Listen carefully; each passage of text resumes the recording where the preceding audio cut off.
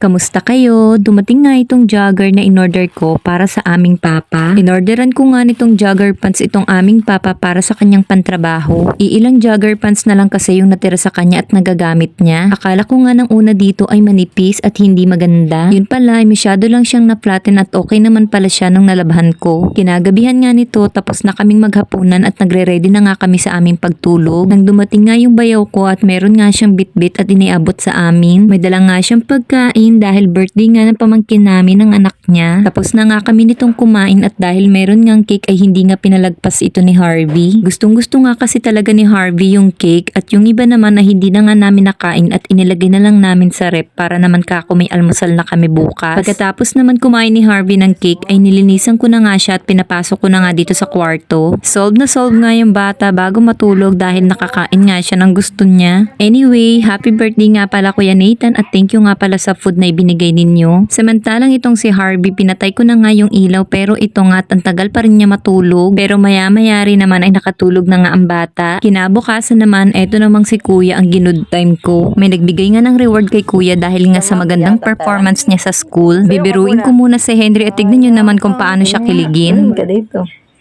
Dito na. Ano? Oh, sige, bala. Ano ko sabihin sa'yo magandang balita.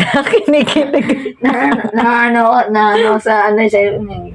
May nagbigay nga ng pera sa'yo. Dahil very good ka daw, binigyan ka ng pera. Pinag-o-overthink ko nga muna siya ng malala. Nagbigay nga ng pera sa'yo. Sino ka? Matuwa siya, binigyan ka ng pera. Nakita yung card mo na kay natuwa. Dahil very good ka, meron kang ice cream. Oy, oy, oy, oy, oy. Wala ka naman. Alam ko naman joke lang yan eh. Ano?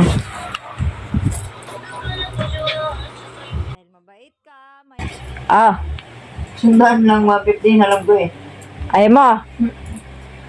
Ayaw mo. Ah. So, Dahil mabait ka, mayroon kang ice cream. Sayo ka na. sundan na. Ano? Sayo ka na. Akin. Oh, akin na. Akin na.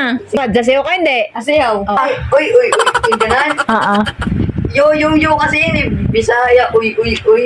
Ayun na. Sige, sayo na ito natin si Kwenta. No, tulang ka. Very good ka daw kasi sa grades mo. Kasi ano, Kaya ka, may pera ka? Ha? Mo. lamat to. 200 yan, binigay niya eh. Look! Hindi ko na in-order na yung 50.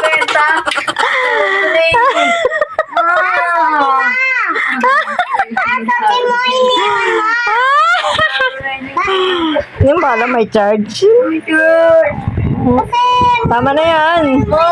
Kasi may charge nga eh. 200 na punta sa 50. Hindi, niloloko lang talaga kita. 150 lang talaga. 100 lang talaga binigay niya.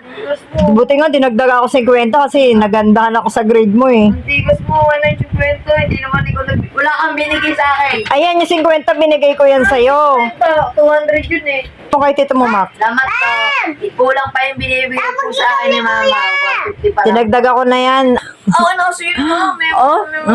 Ako na yung 50. May charge. Ano yun? Tanga, 100 lang talaga yun. Oh my Bisaya talaga yun. Ano? Pagbutihan mo ulit. Laban! O bawi! Kunin mo ang 50 pa dito. 200 siya.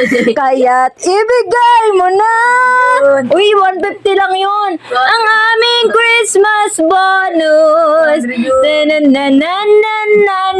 Na. Para lahat ay okay na. Sige, ayan ang bigay ko na sila. Lamat to. Langiting tagumpay ka.